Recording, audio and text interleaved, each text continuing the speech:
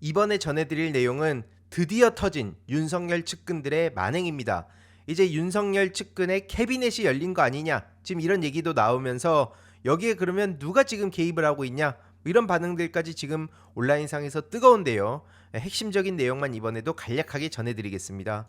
일단 이철규 아들 그 이준석 씨 문제 뒤에서 조금 더 자세히 말씀드리고요. 결국 지금 이준석 그 이철규 씨 아들이죠. 그리고 장제원 건진법사 이 캐비넷의 문이 열린 게 한동훈 때문 아니냐, 지금 검찰이 한동훈 쪽에 붙은 거 아니냐는 얘기가 많이 나오고 있는데, 결국 이 윤석열 측근을 건드리는 이유가 지금 한동훈과 연관된 거 아니냐는 얘기가 여기저기서 나오고 있는데요. 아무튼 그래서 검찰 캐비넷 이게 앞으로 어디까지 열릴지가 궁금하다, 이런 반응들이 나오고 있습니다. 참고로 지금 저렇게 저들을 수사한다고 해서 검찰 잘한다 이렇게 생각할 필요가 없는 거죠.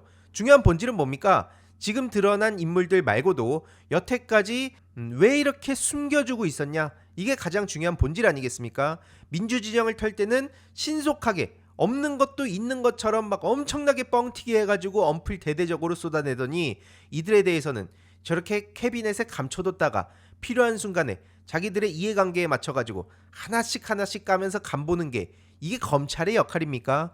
그래서 개혁을 해야 된다는 얘기가 나오는 거고요. 아무튼 건진법사부터 간략하게 보겠습니다. 사실 뒤에 저렇게 법사라고 붙이는 것 자체가 좀 의아하긴 합니다. 뭔데 뒤에 무슨 법사를 붙여주는 건지. 아무튼 이 건진에 대해서 카톡 판교에 압수수색을 나섰다. 왜냐면 22년 국힘 공천 관련 불법 정치자금 수수 의혹 때문인데요. 이 의혹이 제기된 지가 좀 얼마나 지났습니까? 근데 이제 와가지고 이런 식으로 움직이는 것도 당연히 여태까지 묵혀뒀다는 비판을 피할 수가 없는 거고요. 특히 윤석열 어깨에 이렇게 손도 올릴 정도로 윤석열이 쩔쩔맸다는 거, 그런 의미에서 여태까지 묵혀뒀던 거구나 라고 생각할 수밖에 없는 겁니다. 결국 윤석열 검찰도 그동안 실컷 윤석열 옆에 붙어 먹다가 이제 와가지고 윤석열 망할 것 같으니 한동훈한테 붙은 거 아니냐, 이런 생각이 들 수밖에 없는 거죠. 특히 이재명 대표님이 대통령 되면 검찰 조직이 어떻게 되겠습니까? 그러니까 이런 식으로 지살길 찾는 거 아니냐, 당연히 이런 생각이 들 수밖에 없는 거죠. 그리고 더 중요한 소식, 바로 장제원 씨 문제인데요. 어제 JTBC에서 이런 단독 보도가 나왔죠. 장제원의 성폭력 혐의 경찰에서 수사 중이다. 사건은 10년 전으로 돌아갑니다. 2015년 11월 17일 장제원의 비서였던 A씨에게 성폭력을 행사한 혐의로 경찰이 수사를 하고 있다는 건데요. 당시에 장제원 씨는 자기 아버지가 설립한 대학의 부총장으로 있었을 때고, A씨는 그 비서로 있었다고 합니다. 그래서 이 피해자가 왜 10년 만에 이렇게 나타난 거냐 라고 지금 장제원 측에서는 막 공격을 하고 있거든요. 지역에서 권력이 센 장제원 일가가 얼마나 무서웠겠습니까? 그래서 오랜 기간 자괴감과 트라우마에 시달리다가 결국 고소를 결심했다 라는 입장을 전했는데요. 심지어 문자도 수차례 보내고 2천만 원도 받았다. 이게 장제원 씨가 여태까지 이걸 묵혀뒀던 여러 가지 배경 중에 하나라고 합니다.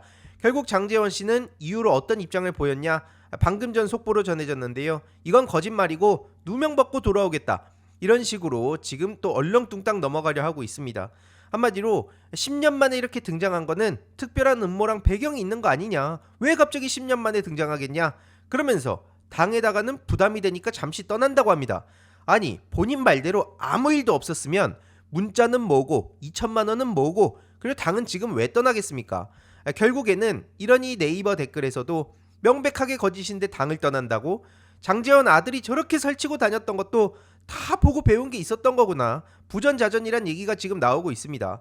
결국에는 그래서 국민의힘에 온갖 문제들이 지금 다 있는데, 그동안 맨날 민주당 타령하고 사실 민주당도 문제가 아예 없다 이런 얘기를 하자는 게 아닙니다. 예를 들어서 99대 1이 있으면 그걸 자꾸 반반 싸움으로 만드는 게 저들의 주특기 아니었습니까? 심지어 반반이 뭡니까?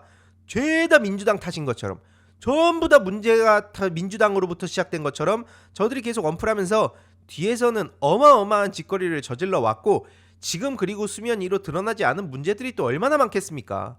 그리고 당장 이게 장제원 씨뿐만 아니라 이철규 아들 이준석 문제, 이것도 문제가 심각합니다.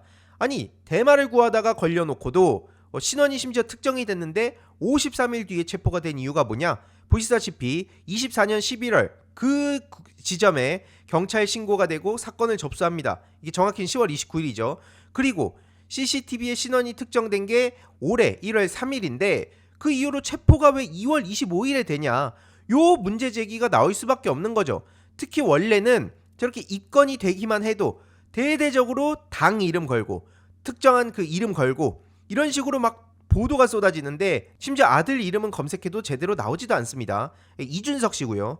그리고 지금 경기경찰청장 출신인데 게다가 친윤 핵심 이러한 이철규가 이 문제를 몰랐다? 아들 문제를 몰랐다? 말도 안 되는 거짓말을 지금 이 순간에도 하고 있다는 겁니다. 계속 말씀드리지만 그러니까 이게 윤석열 정부의 마약과의 전쟁이냐 얘기를 할 수밖에 없는 거죠. 다음 주제로 가기 전에 짧게 중요한 광고 하나만 하고 가겠습니다. 바로 인터넷 비교원인데요.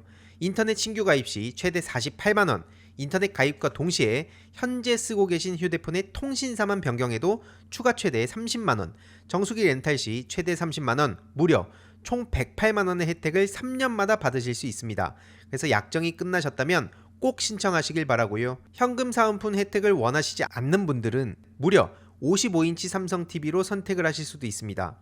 1670-2521 상담 받으시거나 네이버에 인터넷 비교원 검색하시고 상담 신청하시길 바랍니다. 아니 실제로 마약과의 전쟁 타령을 하면서 얼마나 언플레됐습니까? 하지만 이게 그들의 현실이라는 거죠. 계속 말씀드리지만 이철규의 아들 이름을 적시한 언론사가 극히 드문데요. 30대 이준석 씨입니다. 이준석. 그 이철규 아들 이준석이 지금 그래서 마약 혐의로 불구속 입건이 됐다. 그래서 조사를 받고 있다. 라고 정리할 수가 있습니다. 이 이준석 씨 말고 또 다른 이준석 씨가 있죠. 이 이준석에 대해서도 간략하게만 전해드리려 하는데요. 한때 이준석을 변호했던 이병철 변호사가 최근 이준석 저격수로 나서고 있습니다. 그래서 명태균 게이트에 연루됐다며 검찰에 고발을 하는데요. 지금 명태균 게이트에 연루돼 있다는 거 모르는 분들이 안 계실 겁니다. 그래서 공직선거법, 정치자금법 위반 혐의로 검찰에 고발이 됐고요. 참고로 지난달에 김현정 뉴스쇼 언론 유착 관련해서도 방송법 위반 혐의로도 직접 고발을 한 당사자입니다. 그래서 명태균으로부터 김영선 공천 청탁을 받고 여기에 응한 게 이준석 아니냐. 그리고 이 오세훈 후원자로 알려진 오세훈 스폰서로도 알려진 김한정 씨가 이준석 여론조사 비용을 명태균 관련 업체에 대납한 거는 뭐냐? 이런 문제 제기도 지금 나올 수밖에 없는 겁니다. 결국 이준석은 태균기 부대 역할을 충실하게 했었는데 이게 다 깊숙하게 얽혀있기 때문 아니냐라는 비판도 빠짐없이 나오고 있는 거죠. 그래서 지금 준석열, 혐오 선동, 사이비 정치 이런 반응들이 쏟아지는 거고요. 결국 저거는 윤석열과 다를 바가 없다. 근데 더 악질적인 건 뭐냐면 겉으로 지는 아닌 척, 젊은 척, 다른 척 이렇게 하면서 하는 짓거리는 똑같다. 아니 더 심하다. 이런 비판이 나올 수밖에 없는 겁니다. 그래서 이준석에 대해서 계속 주목해서 소식을 전해드리는 거고요. 지금은 또 이재명 대표님 발목 잡고 늘어지고 있더라고요. 이런 식으로 같이 언론에 타기 위한 본인의 꼼수라는 건 잘 알겠는데 오히려 이게 이재명 대표님의 AI 전략을 홍보해줬다. 한마디로 헛발질이다. 이런 반응도 나오고 있습니다. 길게 설명할 필요가 없이 심플하게 보면 이재명 대표님이 반기업, 반시장적 인물이다. 30% 지분 막 운운하면서 이재명 대표님을 저렇게 비난하고 있는 건데 그러면서 현실성 운운을 하더라고요. 근데 다른 거 다 떠나서 현실성 얘기를 할 거면 지 대선 나오는 것 자체에 대해서부터 뚫고 나와야 될 겁니다. 본인 대선 나오는 게 현실성 있다고 보는 사람이 어디 있습니까? 뻔히 그 자기도 비현실적인 그런 소리들만 계속해서 해대면서 누구한테 현실성 운운하는 건지도 모르겠고요. 현실성 없는 정책을 계속 밀어붙이면 국민들에게 더 큰 논란만 초래한다. 본인이 계속해서 쏟아내는 소음 그 자체가 지금 국민들의 혼란만 야기하는 거 아닙니까? 양도구욕한 거 사과 한마디 안 하고 그러면서도 제 광팔 때 어떻게 합니까? 대선 지선 승리한 당대표라고 그렇게 자랑하면서 이게 명태균 빨이었다는 게 드러나니까 갑자기 또 태세 전환해서 자기는 피해자다. 윤석열에 의해서 당에서 쫓겨났다. 이런 식으로 말장난하고 있지 않습니까? 하지만 이거를 허은하 대표가 조목조목 잡고 있기 때문에 지금 허은하 대표한테 맹 비난을 퍼붓고 있는데요. 이들이 어떤 식으로 온라인상에서 움직이는지는 다음 영상을 통해 조금 더 자세히 전해드리도록 하겠습니다. 아무튼 다시 돌아와서 이재명 대표님의 핵심 내용은 뭐냐? 이미 성공한 기업의 지분을 뺏자는 게 아니다. 정부가 과감한 투자에 나서자는 취지다. 그래서 지분 30% 얘기가 왜 나왔냐? 투자의 결과물이라는 겁니다. 오히려 그래서 이준석한테 되치기를 지금 하고 있는 거죠. 지금 언론에서도 아니 이준석 본인이야말로 자본주의의 기본 질서를 부정하는 거 아니냐, 주주가 회사 성과를 공유하는 게 반기업적이라는 게 말이 되냐, 그래서 제대로 화살도 못 쏘고 관역을 크게 빗나갔다, 주요 국부펀드 운용 사례만 보더라도 이준석은 지금 헛소리하고 있는 거다 라는 비판이 나오고 있는 겁니다. 그리고 이재명 대표님이 지금 말씀하시는 그 혁신산업에 정부가 나서서 선투자하자라는 주장도 새로운 것도 아니라는 겁니다. 학계에서도 상당히 제기된 주장이기 때문에 이거에 대해서 지금 이준석 씨는 결국 그냥 이재명 대표님 비난을 위한 비난을 했다라고 볼 수 있다는 거고요. 결국 저 이준석 씨가 이재명 대표님을 물고 늘어지는 이유가 뭐겠습니까? 보시다시피 이게 리얼미터 최근 조사 결과인데 이준석 이름도 없다는 거예요. 그동안은 그렇게 이름이라도 걸쳐가지고 막 정신승리를 했었으나 이제는 저마저 들어가지도 못하는 겁니다. 유승민 씨한테도 밀리고 있는 거예요. 게다가 최근에 이준석의 인간성을 서미여 의원이 제대로 폭로하지 않았습니까? 한마디로 유일하게 인사를 안 하는 사람, 심지어 나경원 씨도 와가지고 인사를 하는데 유일하게 와서 인사도 안 하는 사람이 누구냐? 바로 이준석이라는 겁니다. 그리고 막 시끄럽게 떠드는 거, 그것도 또 이준석이라는 겁니다. 그러니까 이런 이준석의 민낯을 뭐 여야를 떠나서 지금 사방에서 전하고 있는 상황이기 때문에 저런 인간이 대선 운운하면 한마디로 돌려줄 수 있다는 거죠.